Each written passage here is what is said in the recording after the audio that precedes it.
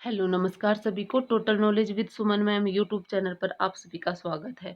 हमारा टॉपिक चला हुआ है हरियाणा में मुगल काल 1707 से 1803 तक हम पढ़ेंगे। इससे पहले की वीडियो में फर्स्ट पार्ट में हमने 1526 से 1707 तक का जो टाइम था, उस टाइम जो हरियाणा में विद्रोह हुए थे, जो गतिविधियां हुई थी, उनके बारे में हम पढ़ चुके हैं। आज हम 1707 से लेकर 1803 तक जो भी गतिविधियां हुई थी हरियाणा में मुगल काल के दौरान, उन्हें हम जानेंगे। फर्स्ट वीडियो का जो लिंक है वो आपको डिस्क्रिप्शन में मिलेगा, आप देख सकते हैं। 1707 में औरंगजेब की मृत्यु हो जाती है और औरंगजेब की मृत्यु के बाद जो मुगल साम्राज्य है वो पतन की ओर जाना आरंभ हो जाता है। जितने भी जो मुगल बादशाह आते हैं वो इतने प्रभावशाली नहीं होते हैं, वो नाम मात्र के भाई बादशाह होते हैं। तो 1707 में शुरू हो गए थे भाई, जो बंदा बैरागी जी थे उन्होंने भाई हरियाणा में गतिविधियां करनी शुरू कर दी थी, आक्रमण विद्रोह करना शुरू कर दिया था। बहादुर जी के अगर बारे में बात करें तो 1670 में इनका जन्म कश्मीर के राजौरी में हुआ था और इनका बचपन का नाम लक्ष्मण देव था। इनकी मुलाकात है वो नांदेड़ नामक कहाँ पर है ये महाराष्ट्र में है। महाराष्ट्र के नांदेड़ में गुरु गोविंद सिंह जी से इनकी मुलाकात हुई थी और गुरु गोविंद सिंह जी ने इनका नाम बंदा बहादुर रखा था, जिन्हें हम बंदा बैरागी के नाम से भी जानते हैं। ठीक है भाई। और गुरु नानक जी ने ही इन्हें प्रोत्साहित किया था कि अपने हक के लिए लड़ो, मुसलमानों के खिलाफ लड़ो। तो इन्होंने सबसे पहले क्या किया था, इन्होंने सबसे पहले सीरी खांडा को अपनी राजधानी बनाया था। ये रोहतक और सोनीपत रोड पर पड़ता है सीरी खांडा, उसे अपनी राजधानी बनाया। और 1707 में कौन आता है, वो किसकी, औरंगजेब की मृत्यु के बाद बहादुर शाह प्रथम आता है। उसके टाइम में उसने सोनीपत और कैथल को जीत लिया था। उसके बाद 1712 तक रहता है कौन, बहादुर शाह प्रथम। और 1710 में उसने सरहिंद पर आक्रमण किया, किन्होंने, बंदा बैरागी जी ने। और सरहिंद को जीत लिया।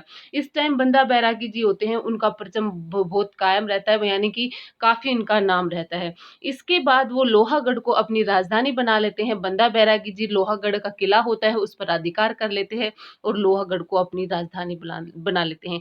1 साल के लिए मुगल बादशाह आते हैं जादार शाह, उसका कितना कुछ रोल नहीं होता। फिर आते हैं 1713 में फर्रुखसियर।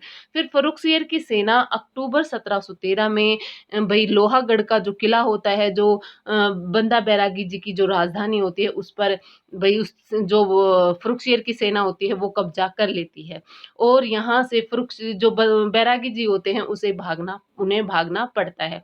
उसके बाद 1715 में गुरुदासपुर में 740 साथियों के साथ बंदा बैरागी जी पकड़े जाते हैं। और 15 मार्च 1716 में फर्रुखसियर है वो बंदा बहादुर, या आप कह सकते हैं बंदा बैरागी जी की हत्या करवा देते हैं। यानी 1707 से लेकर 1715 तक बंदा बैरागी जी ने जो मुगल बादशाह थे उनके नाक में पूरी तरह से दम कर रखा था, उन्हें काफ़ी तरह से, उन्हें बुरी तरह से हराया था। आगे आता है नादिर शाह का आक्रमण, या आप कह सकते हैं करनाल का युद्ध। 14 फरवरी 1739 को नादिर शाह और मोहम्मद शाह रंगीला के बीच करनाल में युद्ध हुआ था। नादिर शाह के बीच और मोहम्मद शाह रंगीला के बीच हुआ था। नादिर शाह था ये ईरान का शासक था, इसे ईरान का नेपोलियन भी कहा जाता है नादिर शाह को।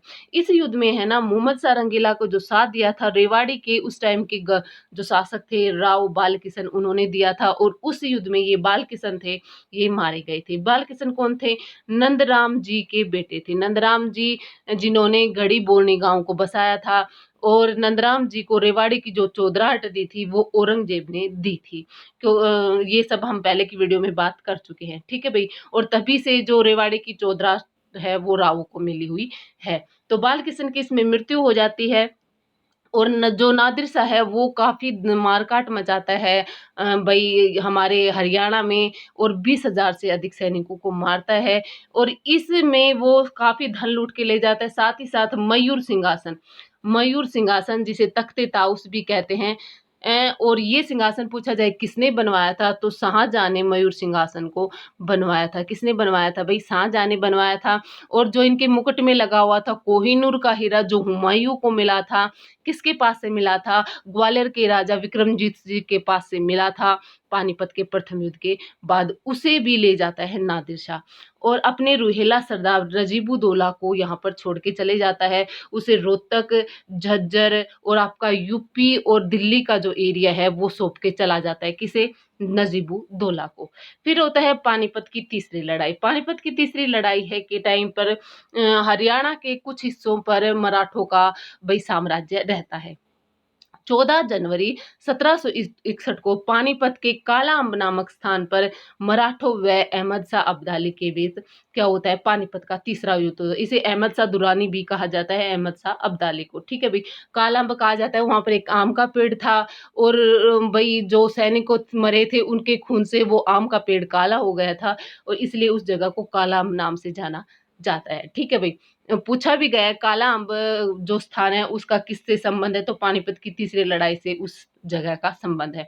मराठों की जो सेना का नेतृत्व किया था वो सदाशिव राव भाऊ जी ने किया था, लेकिन इस युद्ध में अहमद शाह अब्दाली है उसकी विजय होती है, ठीक है भाई। किसकी? अहमद शाह अब्दाली की विजय होती है। और पानीपत के तीसरे युद्ध में जाटों के जो भाई राजा होते हैं सूरजमल जी होते हैं, भरतपुर के राजा, वो मराठों का साथ देते हैं, काफी हद तक मराठों का साथ देते हैं। फिर आता है तिलपत का दूसरा युद्ध। तिलपत का प्रथम युद्ध हुआ था वो औरंगजेब के टाइम में हुआ था, गोकुला जाट जी के द्वारा किया गया था। तिलपत का दूसरा युद्ध हुआ था वो जवाहर सिंह कौन थे? सूरजमल जी के बेटे थे और नजीबुद्दौला के बीच हुआ था। भरतपुर के राजा थे कौन? जवाहर सिंह। और कब हुआ था? तिलपत गांव के पास हुआ था, 15 नवंबर 1764 को हुआ था और इस युद्ध में जवाहर सिंह जी की विजय हुई थी, ठीक है भाई। और इन्हें रोहतक और झज्जर का जो एरिया है वो जवाहर सिंह जी ने अपने अधीन कर लिया था तिलपत के दूसरे युद्ध के बाद। उसके बाद होता है भाड़ावास की लड़ाई होती है। ये कब होती है? जब शाह आलम द्वितीय होते हैं। कौन होते हैं भाई?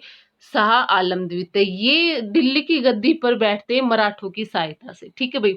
क्योंकि बीच में जो नजीबुद्दौला आता है, रुहेला सरदार होता है, उसकी गतिविधियां रहती है और बाकी इस शाह आलम से पहले होते हैं शाहजहां तृतीय गद्दी पर रहते हैं, उसे हटाकर मराठों की सहायता से शाह आलम द्वितीय है वो दिल्ली की गद्दी पर बैठता है। और ये शाह आलम द्वितीय है ना, ये नजब कुली खां एक व्यक्ति होता है, उसे दक्षिणी हरियाणा जो रेवाड़ी का हिस्सा होता है, रेवाड़ी झज्जर रोहतक का जो हिस्सा है वो सौंपा हुआ होता है, उसकी देखभाल के लिए इसे सौंपा हुआ होता है। लेकिन ये बगावत कर देता है और 12 मार्च 1789 को दिल्ली के सम्राट आलम शाह द्वितीय और उसका जो बागी अधिकारी होता है नजब कुली खां, उसके बीच रेवाड़ी के भाड़ावास गांव के पास युद्ध होता है। इस युद्ध में है ना जो बादशाह होता है वो हारने लगता है, तो एक समरूर बेगम होती है जो कमान संभालती है और जॉर्ज थॉमस है इसमें शाह आलम द्वितीय की जान बचाते हैं। और इससे खुश होकर समरूर बेगम है वो किसको भाई जो थे ये जॉर्ज थॉमस को टप्पल की जो जागीर है वो दे देती है। ये समरूर बेगम कौन थी? ये मेरठ की शासिका थी। कौन थी भाई? मेरठ की शासिका थी। और जॉर्ज थॉमस थे वो इसके दामाद थे एक तरह से। इन्होंने अपनी गोद ली हुई बेटी जॉर्ज थॉमस से शादी करवाई हुई थी और यहाँ से जॉर्ज थॉमस की जो एंट्री है वो हरियाणा में हो जाती है। फिर वो धीरे धीरे हाँसी को अपनी राजधानी बनाता है और काफी एरिया कवर कर लेता है हरियाणा का जॉर्ज थॉमस। इसके बाद होती है बेरी की पहली लड़ाई। जॉर्ज थॉमस भाई हांसी को अपनी राजधानी बना लेता है और जो जब ये शाह आलम की जान बचाता है जॉर्ज थॉमस, तो शाह आलम भाई का भाई ये प्रिय हो जाता है। और शाह आलम किसकी सहायता से गद्दी पर बैठा था? मराठों की सहायता से।